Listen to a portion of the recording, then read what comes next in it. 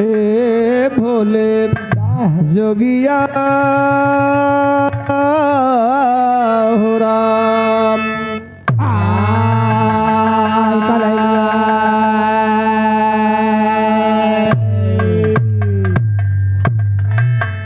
आइए 4 लाइन का गीत। वाह, तब तक भैया उम्र तैयार हो जा। हाँ हाँ भाइयों नो बन जाए। एक समय ब्रह्मा विष्णु भगवान गुरु द्रोणा मुनि की परीक्षा लेने जा रहे हैं। इम्तिहान? हाँ हाँ वार्षिक वाला? हाँ हाँ धर्म की परीक्षा। अच्छा अच्छा, मैं स्कूल में गए थे। लेकिन देखा परीक्षा ले थे कैसे कैसे लेता है?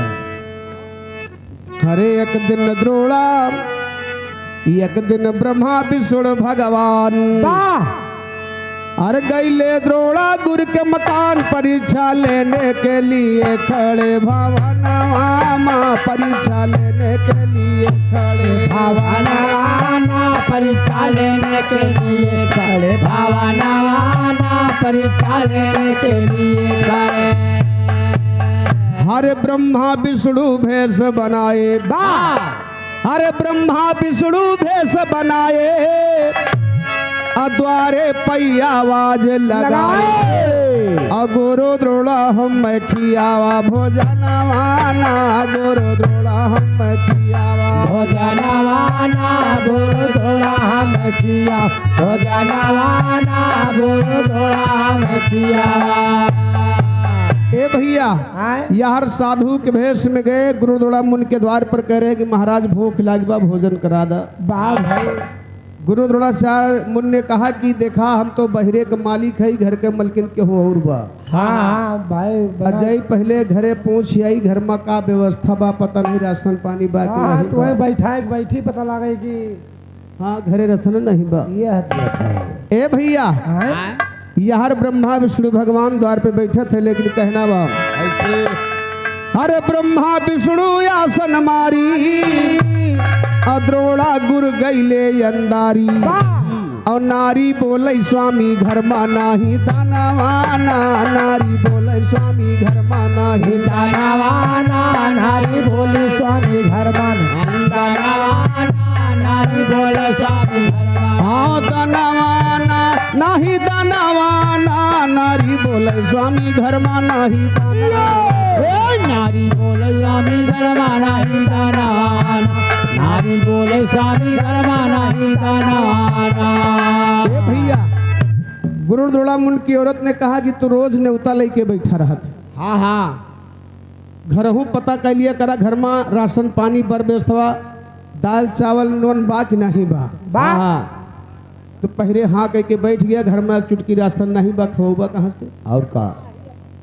गुरु द्रोणा मुनि ने कहा कि देखा घबरा जी।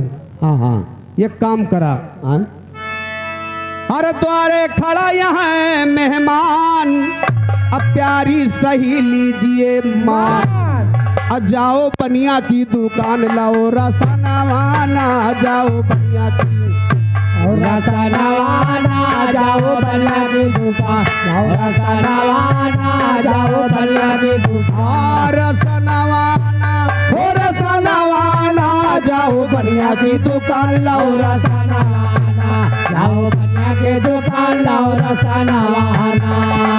भैया गुरु द्रोणा मुनि ने कहा कि ये बताओ मान ले अपने घरे राशन नहीं बा लेकिन सेठ जी के हिया बा। हाँ हाँ, जा हमका बताई के 2 किलो राशन 2 दिन के उधारे लेके चली आवा।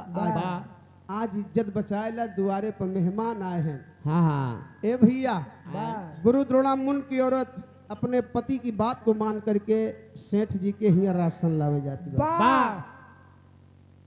राशन लावे जाती बा या घटना वही घटत बा कैसे कैसे? हर ये तनी बात सुने दिल जनिया अब पहुंची बनिया के रे दुकनिया अब बनिया हम दे दा उधार रसनवाना बनिया रसनवाना बनिया हम दे दा उधार रसनवाना बनिया हम दे दा उधार रसनवाना हो रसनवाना बनिया हम दे दा उधार रसनवाना बनिया हम दे दा उधार रसनवाना। भैया जब सेठ जी के यहाँ पहुंची तो सेठ जी देखे गुरु द्रोणा मुनि की औरत बड़ी खूबसूरत रहे। हाँ हाँ बड़ी सुंदर रहे। आय सेठ जी कहता है कि का बताई राशन तो तुम्हें हम फ्री दे दी। अरे राम हाँ? राशन तो मैं आपको फ्री दे दूंगा, आपको ले जाना नहीं पड़ेगा।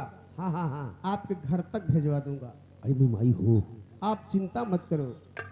लेकिन हमारी एक बात अब माननी पड़े आपका। हाँ हाँ गुरुदोड़ा मुन की औरत ने कहा कि सेठ जी कौन बात बा बतावा। बा कहे इनकार तो नहीं करोगी? ए